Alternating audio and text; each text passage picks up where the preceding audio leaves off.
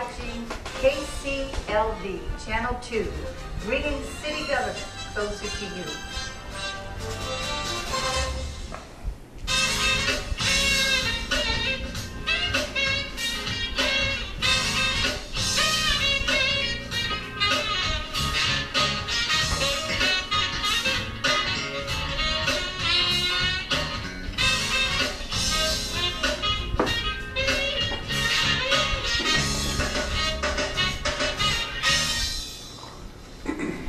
Hello and welcome to Homeowner Talk.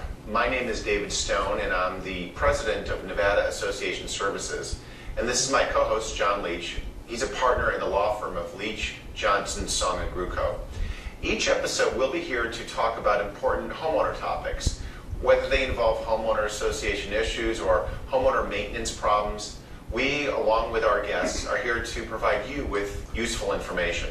We also want to encourage you to interact with us and our guests each episode. So please visit our website at homeownertalktv.com and send us your questions. And we will try to answer as many of your questions as we can on the air and online. Particularly on this show, we're going to be talking about the positive aspects of living in a community association. Throughout this episode, we're going to answer some of those questions our viewers have asked through our Homeowner Talk website. Now, let's take a look at some of the questions from our website. Here's the first question. Our HOA has filled only 2 of its 4 positions. When I asked for information about running for the board, the viewer asked, the current board members told me they aren't required to fill the positions, and they weren't interested in having me on the board. Are the current board members allowed to choose who will run for the board?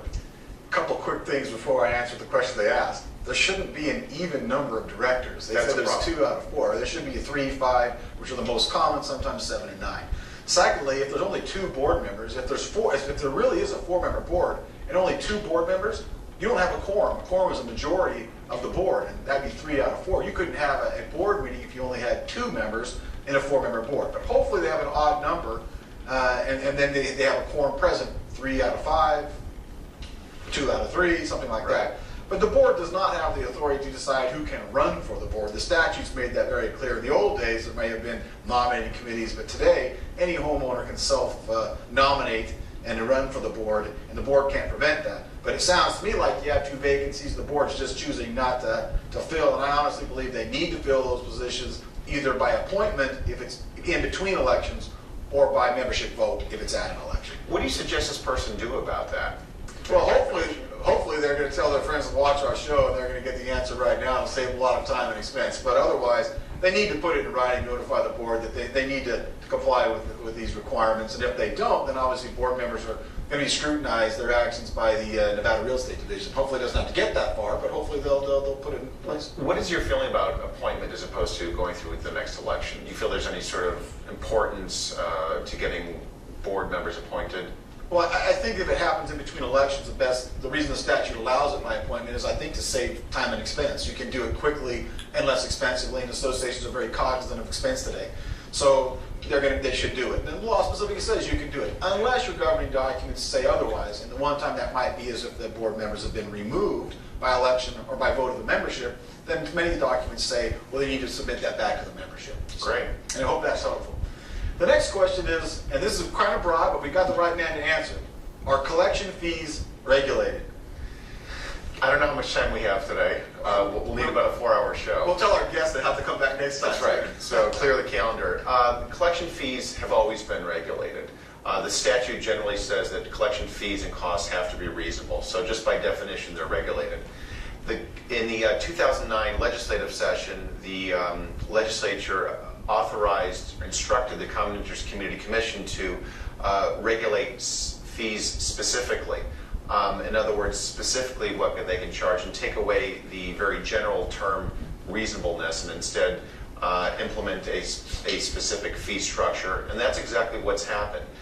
We've worked closely with the Common Interest Community Commission for the last, I guess it's been a year and a half now, maybe, a year and a half or so. And we've come up with a regulation that all sides have been able to give input on with a fee schedule. And the commission just recently adopted that fee schedule. It's now back up in Carson City for some more work.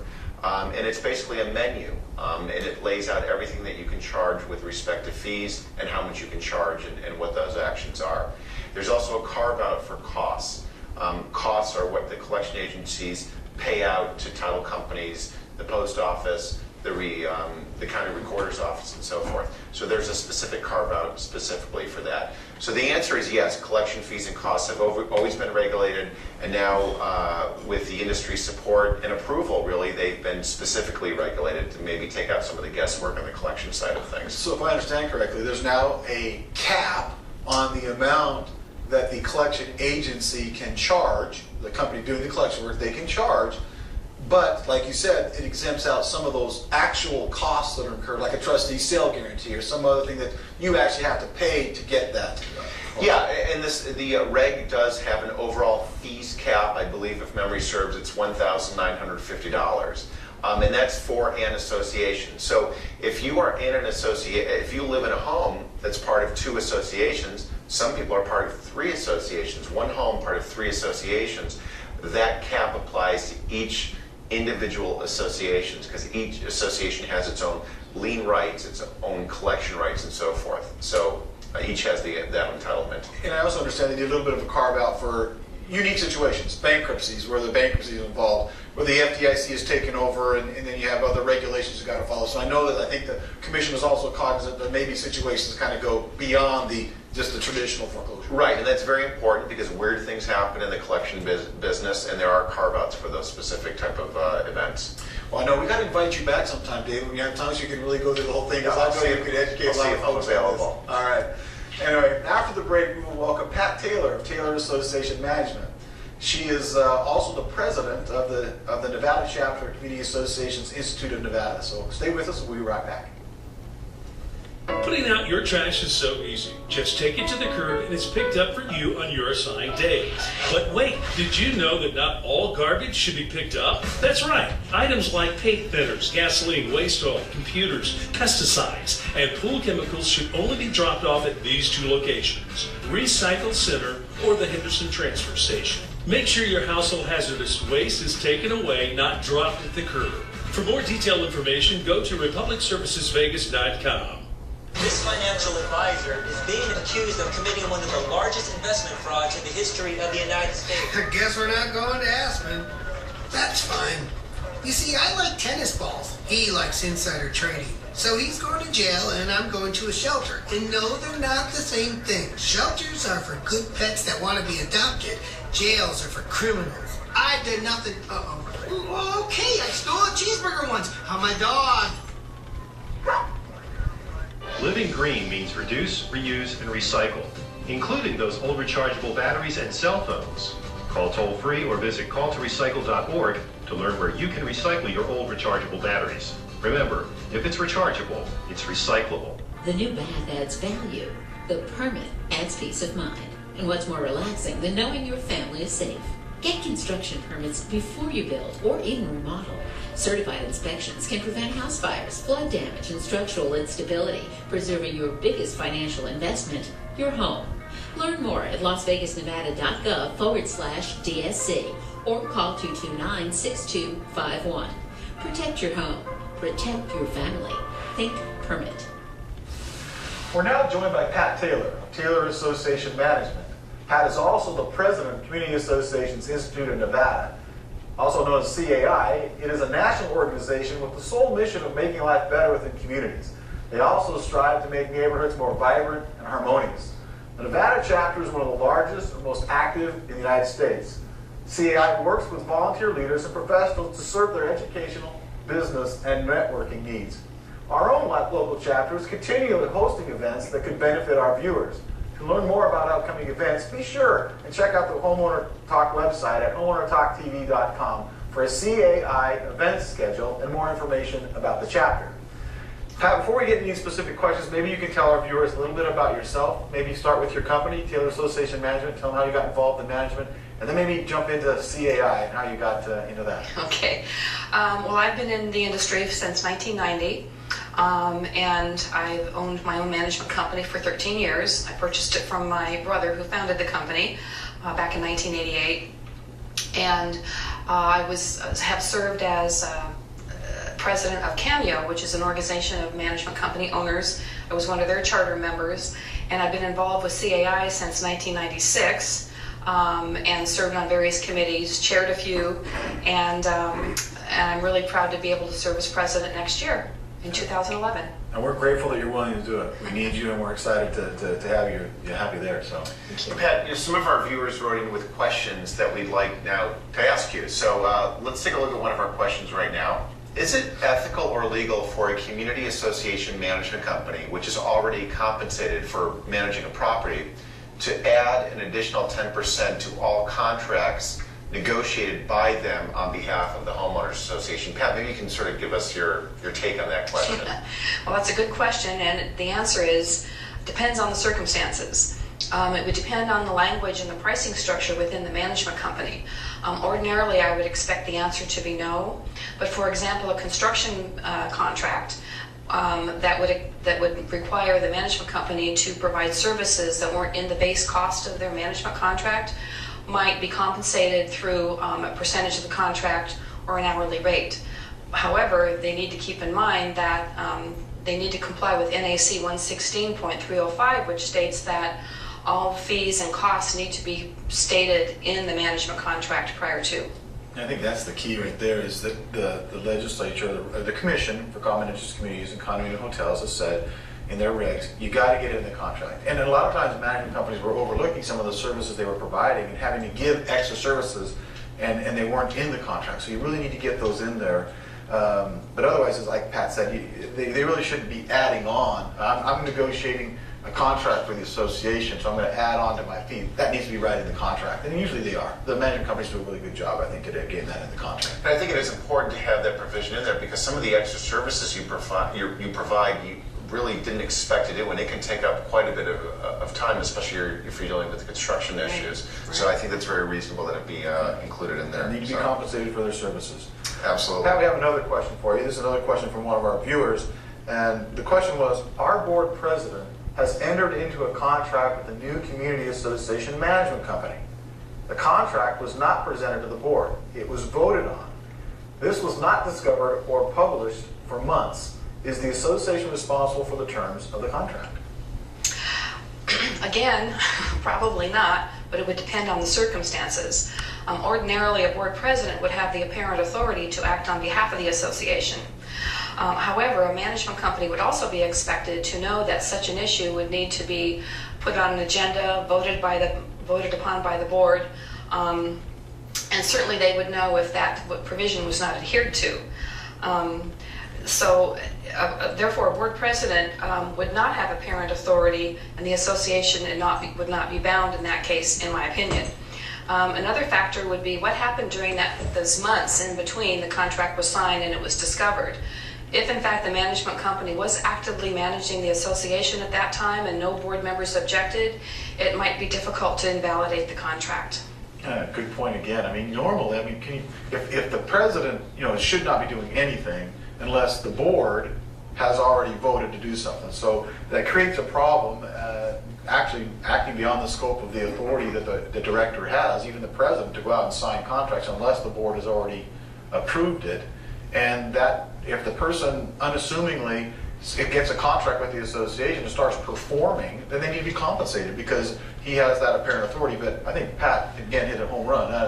When in our industry, we know there's supposed to be board meetings. There's supposed to be action done at a board meeting. So I don't think a person who's familiar with the industry is not necessarily going to have the same argument. And I think it's very important that the board members need to make sure they're acting within their authority, because that can be problematic once they step outside of that safety net. And I'm sure you, representing a lot of associations, have seen that before, where the boards, you too as a community manager, right. Boards just really, and it's especially awkward for you, I'm sure, as a community manager, but having them step out of that authority, liability is huge. And I know Pat just recently, for her company, just recently put on a seminar, and for all of their board members, and they represent numerous communities in the valley, and they had a really nice seminar. And Pat might tell them that one of the things you did was to educate, train board members so they'd understand. Right. I think one of the one of the things a management company should do is to be able to educate and inform the board members as to what they can and can't do according to the law. And it gives them a better perspective so they can do their job better. And it also helps us do our job better if they're better informed. You know, there's a recent study that over 90% of people that reside within common interest communities like living within their common interest community. And that, despite a lot of bad press recently, some of the most nonsensical things I've ever heard in my 20 years in this industry about homeowners associations. And they forget that most people live in their associations, like their associations, and appreciate that. And I think what you just mentioned with respect to education, making sure that boards understand what they're supposed to be doing, really sort of emphasizes the great things that common interest communities, what they do, what they serve, and what they project upon the general population. Can you think, Pat, in your experience, any other positive or roles that the community association can play in Nevada or amongst the citizens there? I mean, what's some of the positives? Well, basically, what community associations help maintain property values for the individual homeowners. That's and a great point. within the community itself. Also, community associations have the ability to organize events within the community, such as toy drives, food drives, things like that, that might benefit the entire community, not just that particular association. And also, they can promote community events within the association to, such as ice cream socials or picnics or things like that, to involve the children and the families to get to know each other and create a sense of community. Well, that's great, especially in a state where we often don't know our neighbors. I think homeowners associations often are a great way to get people together and to get to know each other. So it's a great way. It's a nice community feel. Get them out of the backyard and get them to know who their neighbors are. That's right. Associations can do that. That's right. Pat, thanks so very much for sharing your insights with Thank you. us. When we come back, Lisa DeMarini, who's the Vice President of Commercial and Government Liaison for Dedicated Community Association Leader, or DCAL, and is also on the board of directors for the Green Valley Ranch Community Association, will join us to talk about being an HOA board member. So stay tuned and we'll be right back. The school bell rings, and you can't be there. That doesn't have to be worrying for you or boring for the kids. The Safe Key Before and After School program provides a safe and positive environment with a nutritional snack and healthy, engaging activities. Fun recreation, meaningful socialization, safety, and peace of mind are affordably right in your own neighborhood. Call 229-2526 today for more information. What if your brother or your husband? What if your son came back from the service with a spinal cord injury? In a wheelchair. When they volunteer to serve, we expect our country to be there for them if they are injured. For more than 60 years, Paralyzed Veterans of America has been fighting to ensure that we receive all of the benefits that we've earned. Thank you, Paralyzed Veterans, for helping my husband, my son, for helping my brother. You too can help. Visit pva.org. I thought indoor tanning was safe. They said their tanning rays were less likely to cause a sunburn. What you need to know is UV light from indoor tanning can cause premature aging. And even worse, UV light can increase your risk of skin cancer, including melanoma, the deadliest form of skin cancer. In fact, current estimates are that 1 in 5 Americans develop skin cancer. And 1 person dies from melanoma about every hour. I don't want to be one of them. This message brought to you by the American Academy of Dermatology. It's a great time of year to enjoy your city of Las Vegas parks. So come out, relax, and have some fun with your family and friends. And when you do, remember, a new park ordinance is in effect.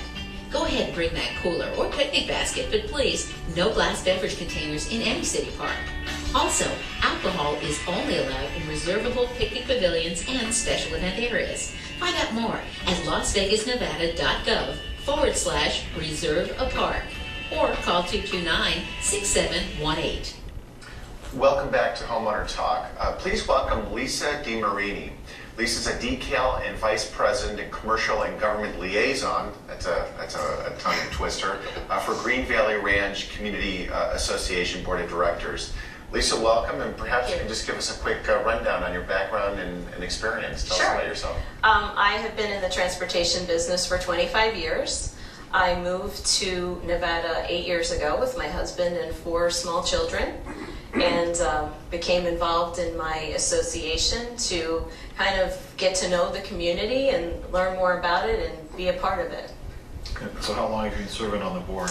8 years for my master association as well as my sub-association. And then you're also on a committee, the government liaison committee? Yes, commercial and government liaison. And what does that committee do? That committee really keeps an eye on legislation and tends to get busy around legislative session time, and also works with the commercial properties within our community. We have several that border us, and we tend to have some joint issues as far as aesthetics and keeping the community up to our standard. We have a job for her, don't we? Beginning February 1, 2011. We're that session coming. We're going to be back and coming up Too to cold Carson up City there in with us. February. That's all right. We'll get you a We're going to go north. Serving on the board, what are some of the things you like or you've enjoyed about serving on the board? I enjoy meeting our neighbors, learning about our community, and being part of the solution. It's important to me to be educated about our environment and be a part of making that community sustainable for my children. It's where my children are growing up. And I really do enjoy our parks and the beauty of our neighborhood, and the fact that we have a very good board that is hands-on and contributes to keeping it up to the standard that we're used to. And you can tell, I mean, when you're in Green Valley Ranch, it's I mean, it's one of the best parts of the valley. I believe it's always beautiful to be down there. And it's huge. Very much. It's huge, yes. Do you have any data? How many units are you dealing with in Green Valley? About 4,000. Wow. See, so you have a board of 5? Board of 7. 4,000 units, 12 miles of wall, which I'm very familiar with. Wow. Which you don't notice. You notice the trees and the beautiful landscaping in our area, but that wall can be challenging. I was going to say, I was going to ask what some of the challenges of being on the board. I think she's just all 4,000 units, like 7 of us that are that's wonderful. I also understand that you have received the DECAL designation, the Dedicated Community Association Leader. That is a designation through Community Associations Institute, and I was wondering if maybe you could share your experience with how you get that designation and some of the things that you benefited from it. Well, the DECAL designation requires approximately 30 hours of education, attendance to a CIC meeting, or participation in the CAI newsletter, writing an article for the newsletter, as well as a commitment to a code of ethics. And CAI has been wonderful about educating volunteers, as well as, everyone thinks of CAI as being an organization for community managers and for folks that serve the homeowners associations. But it has been pivotal to volunteers, and the DECAL program is really a bachelor's degree of homeowners association management for a volunteer. There is really nothing like it, and I'm one of those folks who believe that education should be somewhat mandatory, that board members, when they are voted in office, they should at least have the ABC class, the 8-hour ABC class, the DECAL that CAI offers.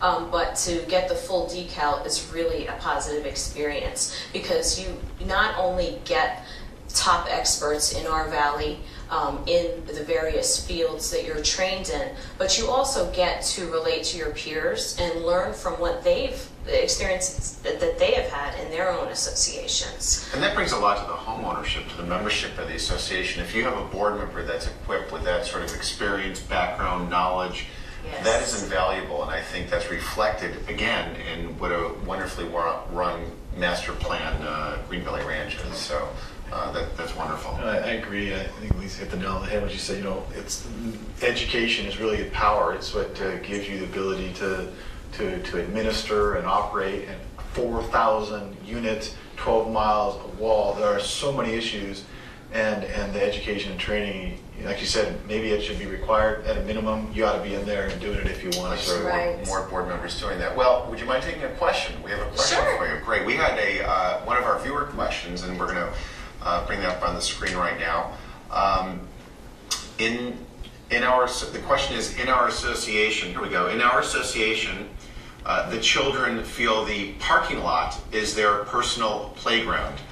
There is no adult supervision. Lisa, how would you handle this particular issue? That's an interesting question.